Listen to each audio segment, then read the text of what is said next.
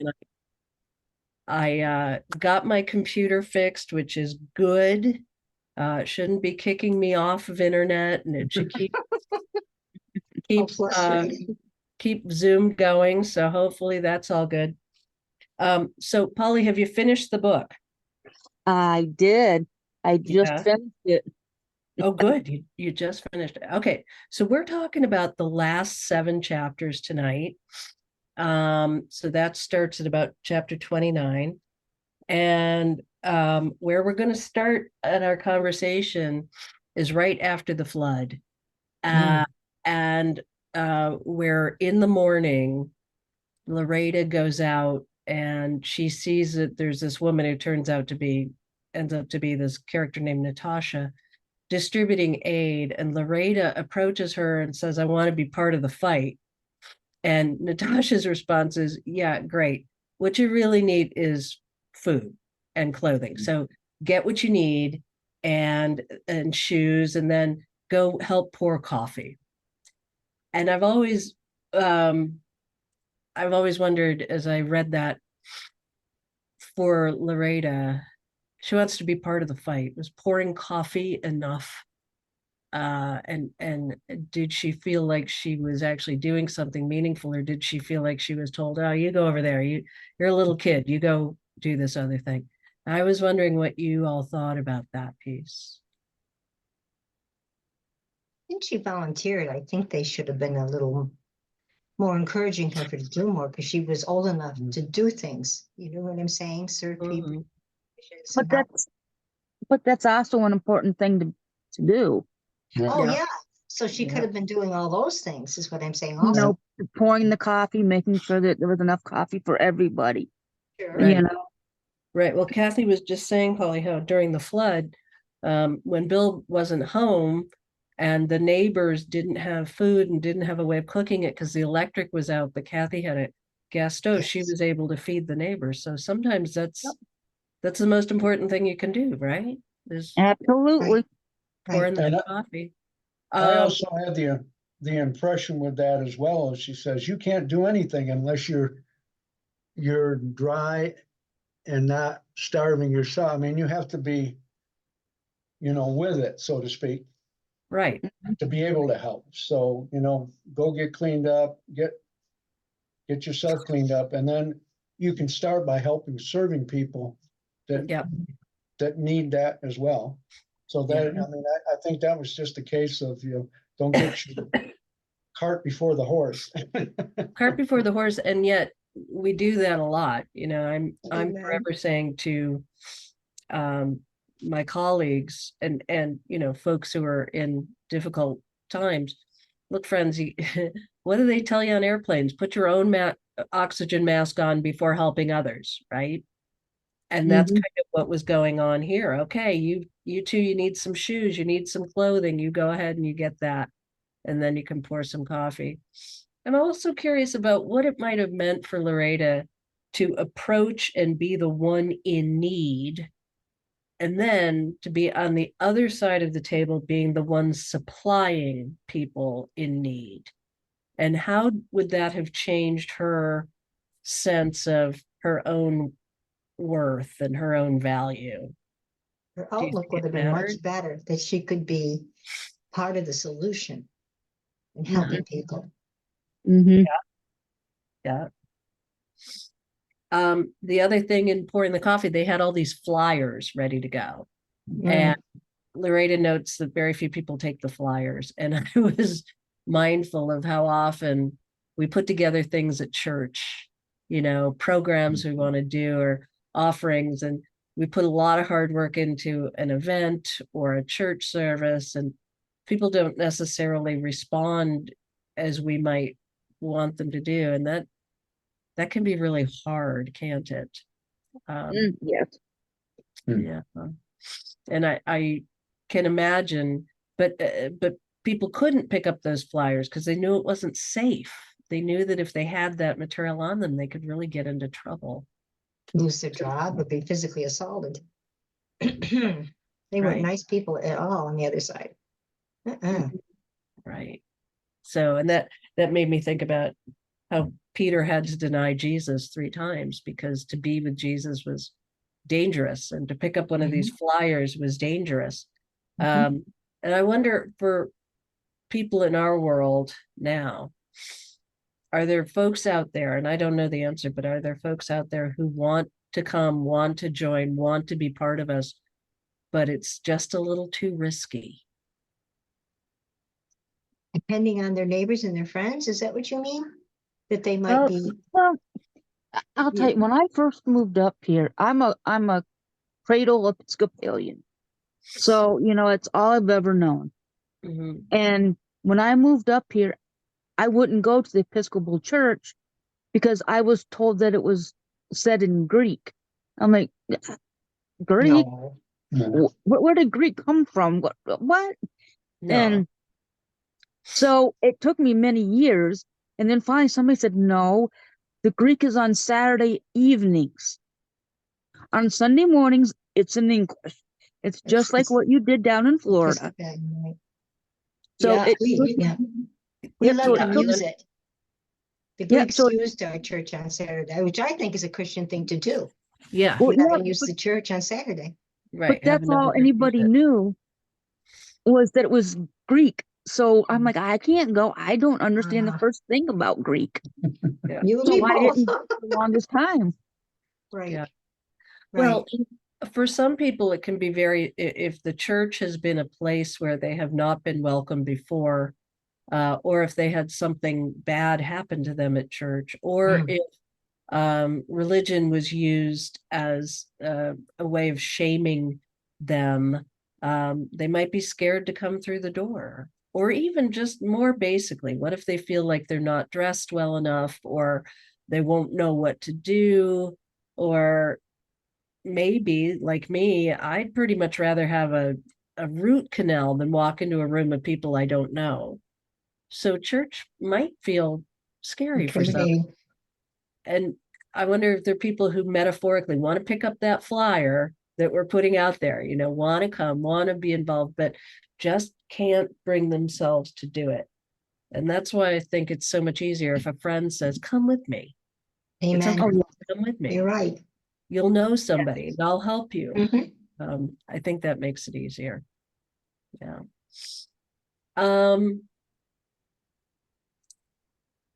Next, Loretta is thinking about her dad, right? She calls him in chapter 29, she gets to the point of calling him a faithless dreamer. Before she adored her father, but now he's a faithless dreamer. And then she's got Jack, who is also a dreamer, but he's out there. He's in the middle of the fight. He's getting beaten up. He's getting thrown in jail. Is her father more of a dreamer than Jack? Is Jack more of a dreamer than Rafe? Are they both dreamers in their own way? her father One is left, more, though. yeah, more of a doer. People that are going to do something about it, and other people just stand in the background. Mm-hmm. One's a doer Yes. and one is not a doer. Mm-hmm. Yes. So is the doer more valiant? Yes, I think so. Yeah.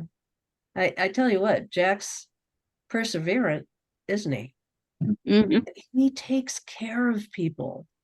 In so many ways, it felt to me like he really was ministering to these people.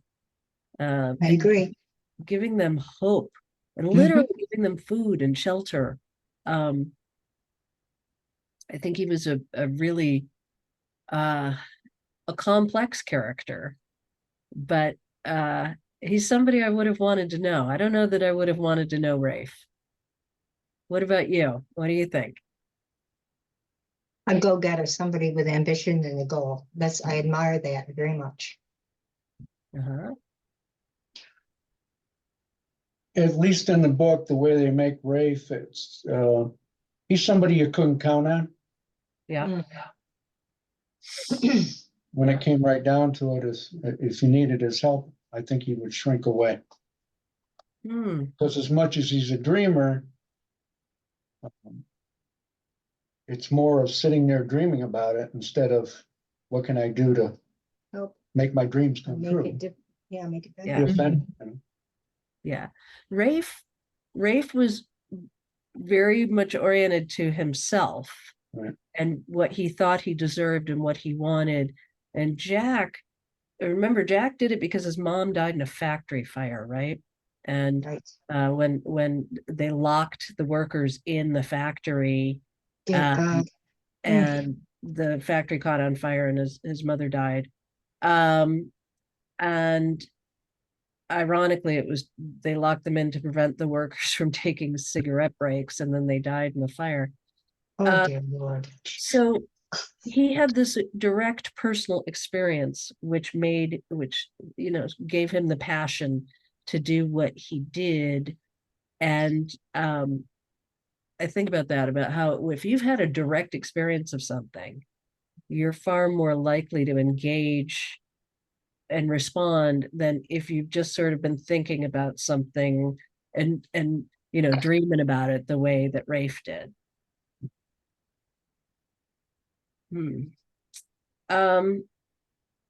So even though Jack tells Elsa why he's doing what he's doing, Elsa still doesn't want to have anything to do with communism. And she really tries to resist him. She sort of holds him off. Why do you think she's so against communism? Change is hard. Yes. Wait, say again, Polly? Change is hard. Change is hard. And I think it's what they're taught in school and what they're told, and they know nothing else. Well, right. It's different. She grew up rich and making money off of the workers in the fields who were buying equipment from her father. Right. So, she was told, buy your bootstraps, you can be anything you want in America, but can you? And so I think, there was something sort of deep within her that really resisted that. And yet her needs were so clear and so simple: food, housing, medicine. And that was the only thing that was going to help her, because she sure wasn't getting help anywhere else. Yeah. So then she has this experience of the Welty camp for $6 a month. You get cabins with mattresses and concrete floors and electricity. It was almost like they'd come to the Taj Mahal. They were so excited. In comparison. Yeah. That might be where the saying, if it sounds too good to be true, it probably is, came from. Oh, I think you're right about that. Yeah. My goodness. Shopping and laundry nearby, but boy, did they have a system, it's all on credit, and you get paid with this chit, and you can only exchange your chit, but you have to pay to exchange your chit, and they only allow you to use their materials to pick the cotton, their bags, their gloves. But they don't tell you that up front. So she was getting suckered in. $6 a month. Okay, well, if we can pick this much, then we can squeeze it out. And then when you went to their store, you got to buy it on credit. Oh, no, isn't that just wonderful? I don't have to have the money right now. Perfect. Then when I get paid, I will give it to you. And then when she found out she had to wait that year to get the relief money, she thought, well, I'm going to be able to dig myself out of this hole. Right. Yeah, they don't tell you any of this stuff up front.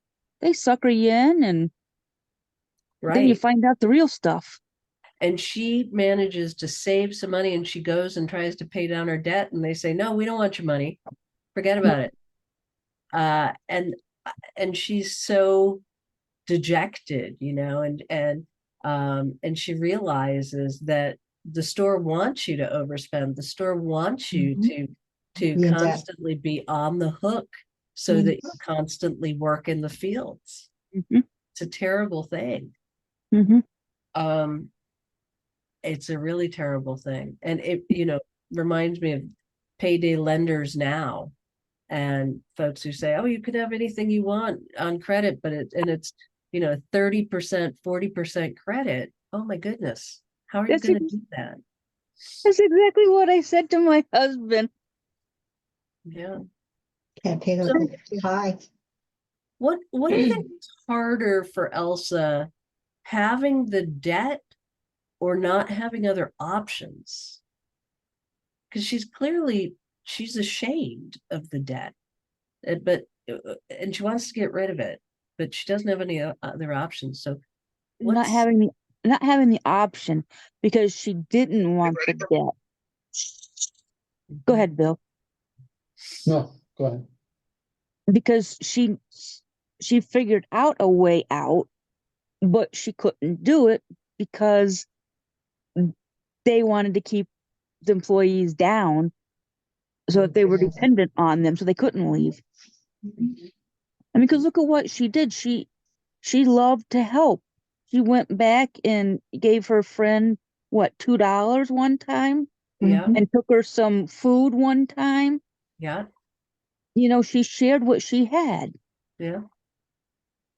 Right, right. But they purposely dug that hole though. They Oh. really, I mean, that's usury. That is wrong. Yeah. There's laws about doing stuff like that now, I think. That they Oh purposely yes. put them in that horrible position. You can't dig your way out of a hole that deep. Mm-hmm. Right, It's right. And wrong. they kept cutting the price of the wage. cotton too. Right, right. So then you're really stuck. What are you gonna do? Well, that and Mr. Weltley had so much control that now you don't get your state fund anymore. Right, right. It's like every time she turned around, it was something else. Sure Yeah. was. Remember that scene in the theater where all the menfolk of the town are there, and Mr. Welty's talking about how these lazy workers, they just want to live off welfare. They've got no reason to pick cotton. And Jack stands up, he ends up getting beaten up for it. Mm-hmm. I was reading that and I was thinking, money changers in the temple. Mm. That's Good all I could analogy. think of as I That's was excellent. reading. That's Yeah. true. Yes. Yeah. So then there's a scene where Jack takes Elsa and the kids to this wonderful pond or a little lake, and they have a little picnic, and everybody goes swimming, and Jack teaches Elsa how to float. And it's like this little oasis moment, completely out of what they've known. And it's especially an oasis after being after working all day and paying 10% to have her chit turned into credit at the company store, so it's almost like he restores her humanity back to her. Does she have a debt to Jack as well? I mean that metaphorically. I mean, he's been so good to her family. Does she owe him anything? I'm sure she feels very grateful. I'm sure of that. Mhm. Mhm. Is that I why don't she fell in love with him? I don't think it was a debt per se, but like you said, she was in love with him. I don't think it was a debt per se, but Mhm. he was doing what he felt was right, Mhm. and that's the way she usually felt. But she just got so beaten down that he was showing her, you're still a good person. Right. You don't have to be this beaten down person. That's right. She gets further beaten down. They both do, because then Welty puts up the tower. He puts all that fencing. He's got the men with the guns roaming the field, and it feels like they're in jail. It Mm-hmm. and it's almost like they were indentured servants. They're there to work off their debt, but they can't work off their debt, and if they get out of line, they're going to get shot. And it just sounds positively like hell on earth. Mm-hmm. Yeah. I don't understand legally how somebody couldn't. as the daughter of a policeman and the wife of a policeman, there should be, wasn't there some laws? That's usury. That's wrong. It's like Not back, slavery. not Not back back then. then. Back then, Not back Not then. back then. No, oh, no. so wrong. To me, That that's was wrong. Like no. That was thievery. par for the course. Remember, you had the gangs and everything back then. So yeah, the mobs and stuff. Yeah. So it's all that was just normal everyday life. Sad, really sad. Well, and especially because they were sort of out in the middle of nothing. Um, they could do as they wanted, and in so many ways, Welty was the town. He could whatever he wanted, it was going to happen. And in some ways, I think Elsa's father had been a little bit of that back in Texas, but hopefully not as much as this.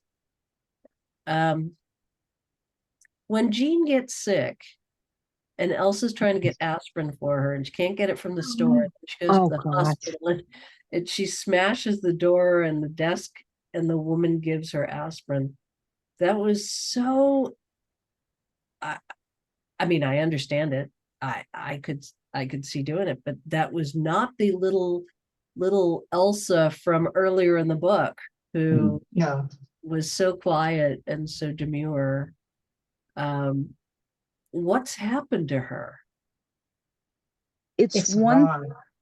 Well, it's one thing when it's happening to you because you don't see it happening. Mm, But when it's somebody outside that you care Mhm. about, she loved this woman yeah, and she can't get her a cotton picking aspirin. Really? right. So Right. Nice there was pun a there, by the line way. crossed. Cotton picking aspirin. Yeah, I didn't mean you just get so used to saying it like, oh, Yeah. but yeah, they crossed the line that you can keep the aspirin from me, but you're not keeping it from her. What would you have done in her shoes, Bill? What would you have done if you were in Elsa's shoes and you couldn't even get an aspirin for this person? What would you have done? I think based on the situation, I probably would have done the same thing. Yeah. Mm-hmm. And I would have said to her, aspirin is old and cheap, and there's no bloody reason. Like $1 back then, or maybe even 50 cents. It's a very cheap med, and it works really well with fevers. Give her the darn bottle of aspirin. I'd be fighting with her about it. Ridiculous. It probably was just 50 cents back then. You're right. It's only $2.50 now, for God's sakes. It's Right. ridiculous. It's so cheap. Mm-hmm. But it wasn't the cost. It was, The whole point of it, that they would They- give her help. they treated those people just like we treat, or some, I should say, not everybody, but a certain percentage of this country still treats people that are not them. Mm-hmm. Yeah. Like they're dangerous to them. There's that fear that they're gonna be better than us or take advantage of us or whatever. And we still have that today. Oh, Mhm. sure. It's Sure we just do. we're fortunate that we have some laws on the books, but it doesn't always take care of it either. No, it doesn't. It doesn't. And I think about unaccompanied minors who Yeah. are coming into this country and don't have somebody to protect them. Imagine if Loretta and Aunt were trying to make their way without Elsa's help. At least they had Elsa. Right, Yeah. right.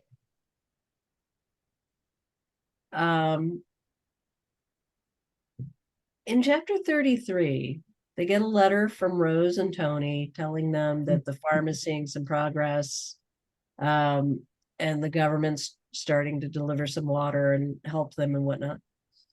And out of that comes a conversation where Elsa admits to Loretta about the home in Dalhart and how that's where she had grown up, but that her family had rejected her. And that the farm with Rose and Tony was really what she considered home. And Loretta, asks, are we going to go back? And Elsa says yes. And then Loretta says to Elsa, how could your family have not known how special you are? How special Aw, you are. Imagine, I mean, if I'd been Elsa, that would have cued the waterworks. I would have cried like a baby. yes, yes. Mm-hmm. Yeah. Hmm. So how does the definition of home change over the course of the novel? What makes a home? Where is home? Like the saying goes, home is where the heart is. Right. Yeah. Where the people You're you going, love are. mm-hmm, Mm-hmm. exactly.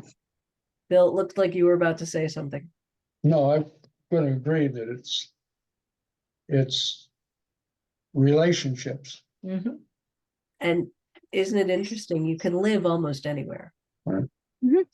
You know, I was my stepson, he's 27 and he just got his first apartment on his own.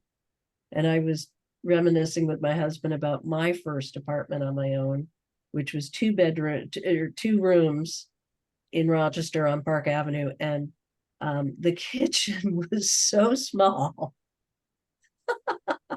They put a sink into a cabinet and cut out the top of the cabinet to put in the sink, but they kept the piece of the countertop so that I could put it over the sink as a cutting because there was no other place to put anything.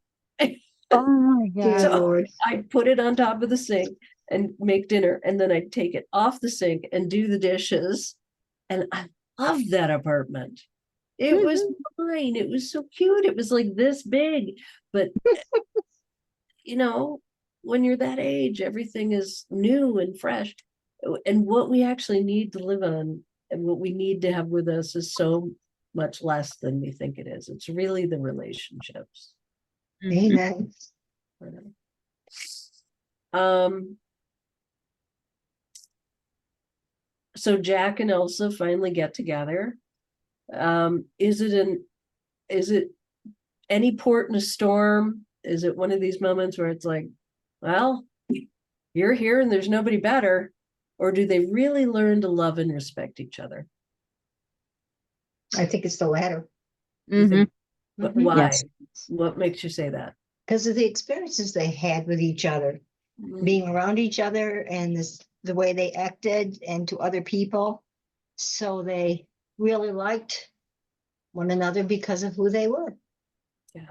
One was a good Yeah, sister and the other was a good man. they had the same ideals. Mhm. You know, that's what Kelson and I are, is we have the same ideals. That's why we have such a strong marriage. You know, It- it's just, I couldn't imagine them not falling in love. Mm. Well, then by the light of day, they have to go back to the fields and they're organizing the strike. And, you know, everybody is marching and they're going to go have this strike, but nobody takes this first step. It's Elsa who leads her kids into the fields. She's become a leader now. Mhm. Do you think the kids were scared? No. I think they loved their sister and that made them feel stronger. Mm, They followed and loved her. Wherever she goes, they'll go with her. yeah. And they just sat there all day in the hot sun. It's a little hard to imagine that happening in this day and age, isn't it? Hmm. Would you have gone and sat in the fields? No, No? too hot. Too Mhm. No, hot. I would have followed her, but to sit in the hot field, not, I'd make a sign and be on the outskirts.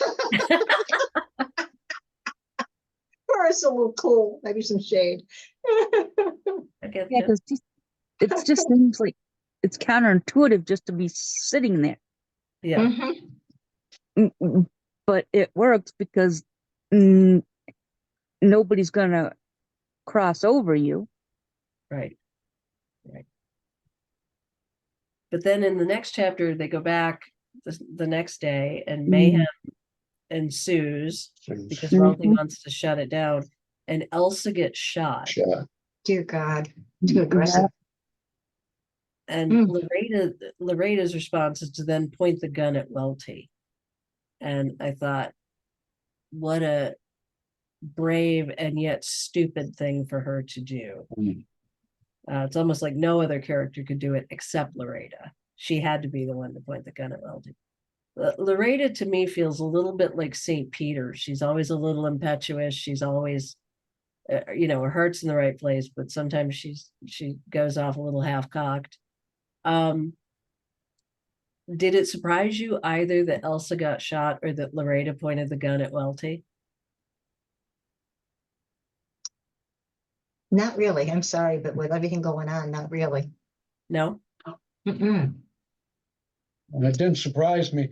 I agree, it's sort of stupid because she's knowing the circumstances, he could have very well shot her, but, Right. and at that point would have been in some ways justified, unfortunately, because she threatened his life. Yeah. I guess I wasn't surprised that Elsa was shot, but I was surprised that she died. For some reason, I thought Yes, I thought it was too severe. yeah. Yes. And I think the reason I thought she'd live is because when Ant was so sick from the dust, he lived. Mm-hmm. So I kind of thought that she would live. I was surprised that she didn't. But I would say that's more realistic. Sure. With what was going on, Because probably right. Yeah. Medicine back then wasn't what it is now. yeah, So before she dies, Elsa gives Loreda the pouch with the penny. Oh, That was great. That was pretty cool, right? Especially because earlier Loreda said, "I don't believe in it. I don't believe that it has any value to us." And now it clearly does. It's like the family. She might as well have given the entire family fortune in terms of what that penny represents. right. Right. And then Elsa says, "Take the kids back home," which of course means Texas, not the Welty farm. Right. So a whole lot of stuff happens right at the end of the book. Loreda robs the store dressed as a boy. Was that an honorable thing to do? Well, maybe she was desperate and they really had messed her over the coals. They owed her, seriously, for what she did for her work and stuff. They did not pay those people anything. It's really wrong. Yeah, it was She more took like back in kind. Yep, exactly. Yep, she took what was due her. Amen.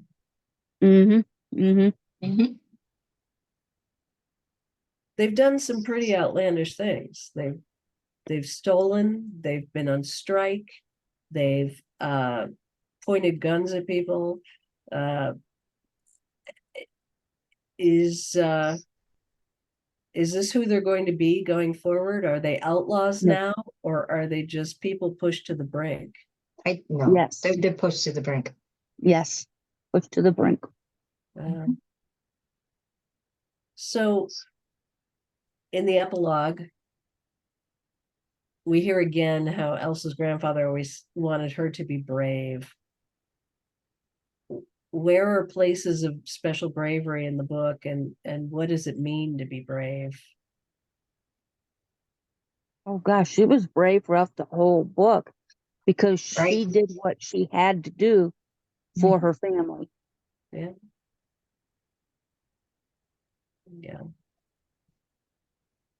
But you notice that it brought the family closer together. The kids never said, "But Mom," Never. It was always like they were the three musketeers. We're always going to be together. That's right. And That's right. as things got worse, they got tighter. That's for sure. I mean, Yes. Loreda did complain in the beginning, but they did definitely get tighter towards the end. Mhm. That's right. I was so intrigued that Elsa was documented in the book and that Jack gave a copy of the book to Loretta. And I thought, it's funny when you see people documented in a book like that, you think that they've been leading the charge all the way from the beginning. And that wasn't the case for Elsa at all. She was a late convert, but a major convert. Mhm. But she got there.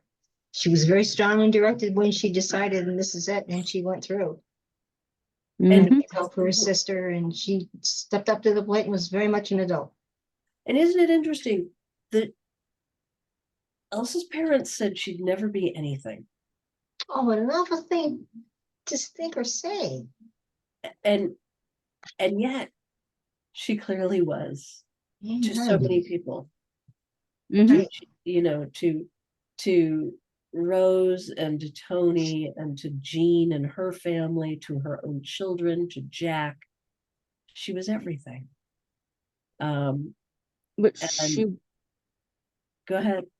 I'll say, but she wasn't doing what her family thought she should do. Well, and where are they now? Exactly. So Mother's in Texas, and the father went somewhere. I don't know where the father went. Mom's in Texas. Grandma. so where is Jesus in this book for you? Did you see Jesus at all? In their faith.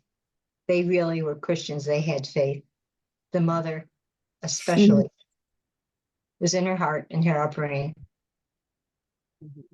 Yep. That's why when she shared, and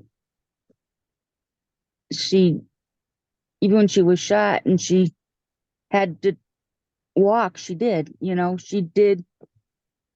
It,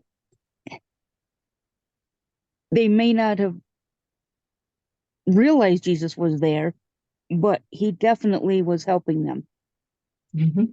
So when Elsa was shot, and she's giving the penny to Loretta and saying, take the kids home. In some ways, it felt to me a little like when Jesus is on the cross and he says to Mary, his mother, and to Peter, woman, behold your son, son, behold your mother. The sort of, I'm giving you to each other because I'm not going to be here for you. Right. Mhm. Mhm. Are there any parallels between the book and what was going on back then and stuff that you're seeing in our world right now? Absolutely. Oh my God. In the world, my Mm. Lord, yes. Definitely. Oh, amen, amen. Yeah. Does it make you think Israel. differently about some of these issues, some of the stuff that's going on in our world? I don't understand. For 1,000 years, you can be so mad and hateful at anybody. I mean, come on, guys.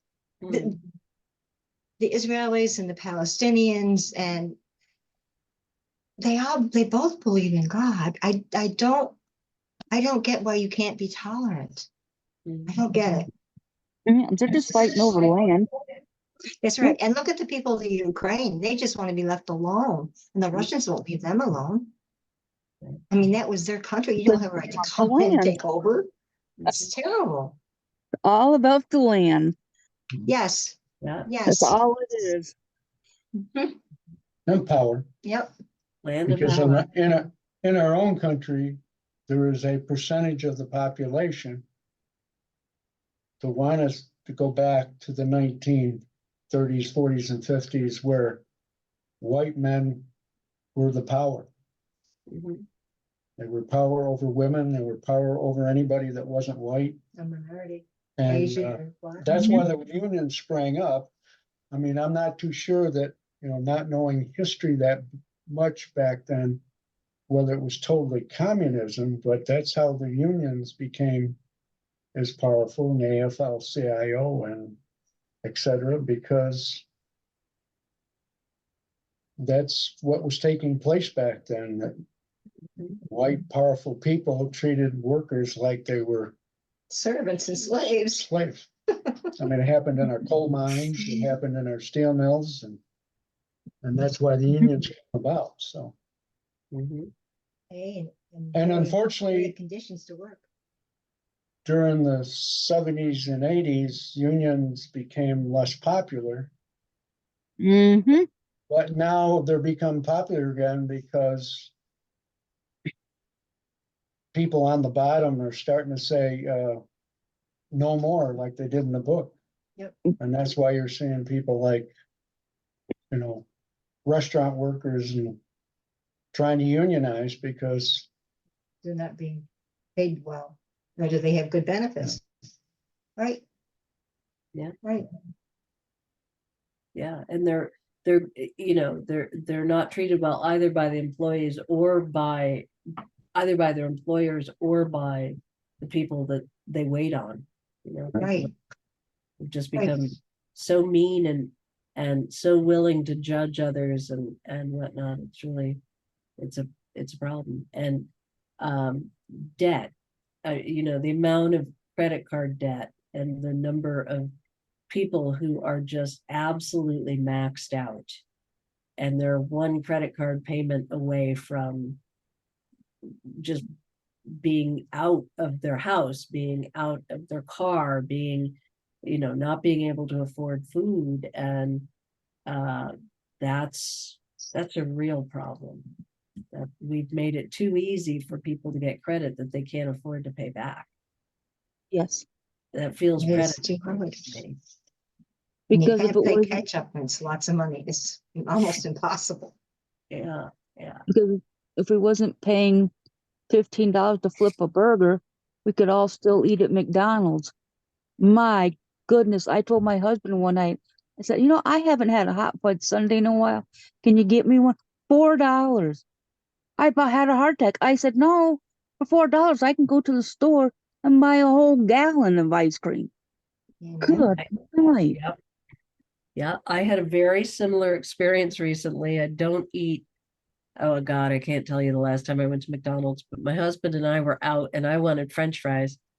And we went and got French fries. It was $4.89. And I said, what? What? Yeah. 89 Yeah. for My French Lord. fries? Yep. Because that $15 an hour has to come from somewhere.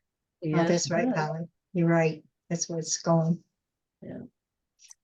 So is this book, is it about the Depression? Is it about the Dust Bowl? Is it about California?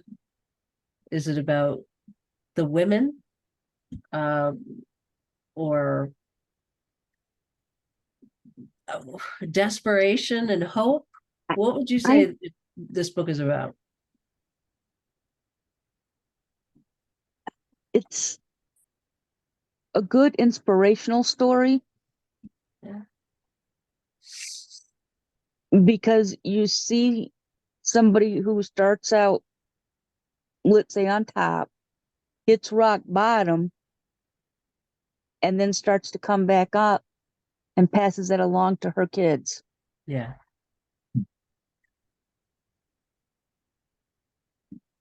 Right. But I think they do a beautiful job of letting us see these people for what it was really like back then. It was Oh, not absolutely. easy at all. I mean, the hardships, I can't imagine not paying people a decent wage and not being kind. And Oh, it's yeah. just, I can't fathom it. Well, my don't dad was understand. born in 26. That's why I really wanted to read this. Because, I wanted to know what it was like.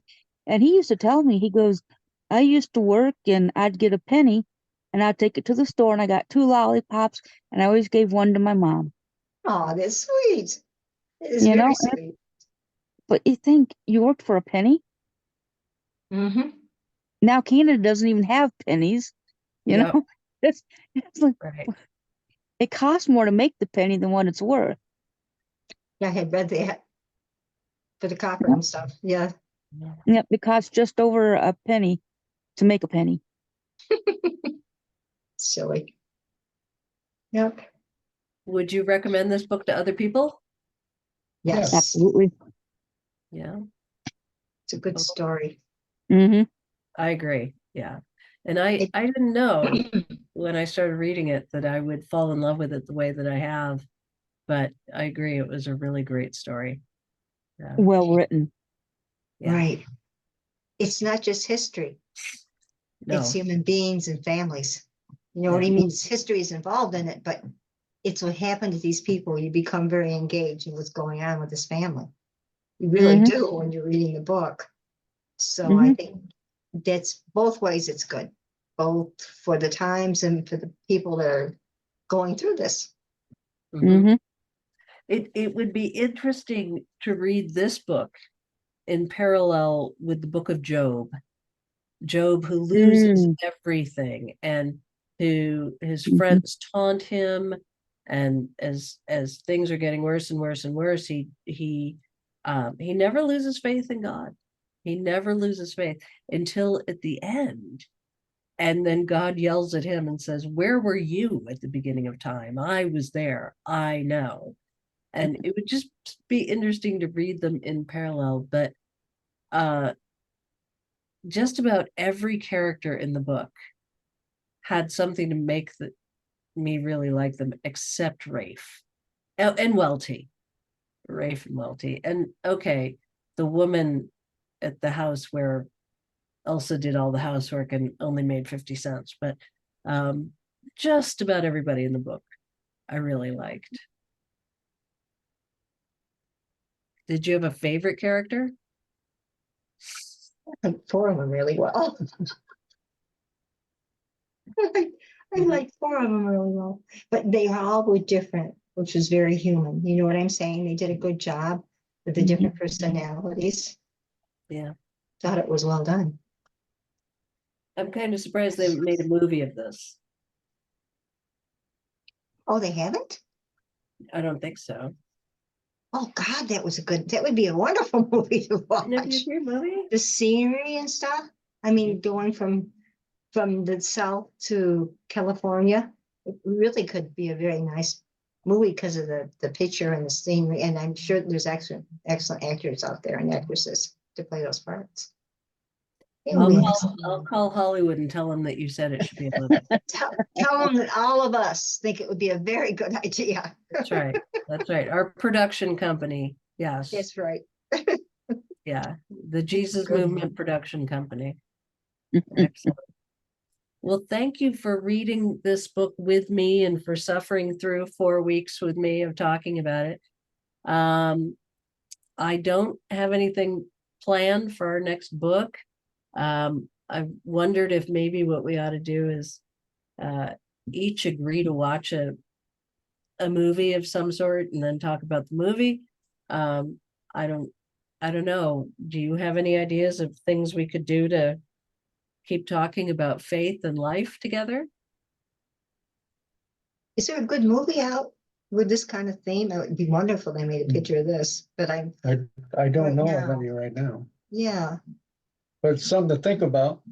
Maybe get back to you on it if we see something. Mhm. Okay. Well, that sounds wonderful. If you have not yet read it, there's a wonderful book by Frederick Bachman.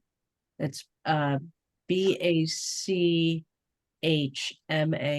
Frederick Bachman, called A Man Called Ove, Oh, OVE, A yes. Man Called Ove. And they did make a movie of that called A Man Called Otto. The Mhm. original book takes place in Sweden, and in the movie, it's in America, and the main character is played by Tom Hanks. Oh, you can't go wrong there. I like him. It was a terrific book, very funny in at points, and the movie was terrific too. So I would recommend that you give that one a read. It's really good. Hmm. Yeah, it's on my TBR, so I'll move it up. Yeah, definitely do. It's worth it. It's worth it. I love the movie so much. I went to see it with a girlfriend, and then I came home and immediately made my husband go see it with me again. So I was really just in it for the double popcorn, if I'm honest. Did you catch things a second time? Because I've done that. I have, yes. Yeah, with Gone with the Wind especially. I love Yeah. that movie. Yeah, or little things that are going on in the scene that you didn't Mhm. catch at first, and you say, Mhm. "Oh, there it is." Yeah, Mhm. absolutely. Or, you're watching a murder mystery, and all of a sudden it all makes sense when you watch it the second time. Right. Mhm. Yeah. Mhm. Yeah. All righty, friends. Well, thank you so much. It's good to be with you. And let's keep talking about what we can read and watch together. And if we come up with something, let me know. I'm always happy to read. Okay. Alrighty. All right. Well, God bless you. Have a wonderful night. Thank Be you. well, everybody, and have a nice weekend. Thanks. Yes. Right.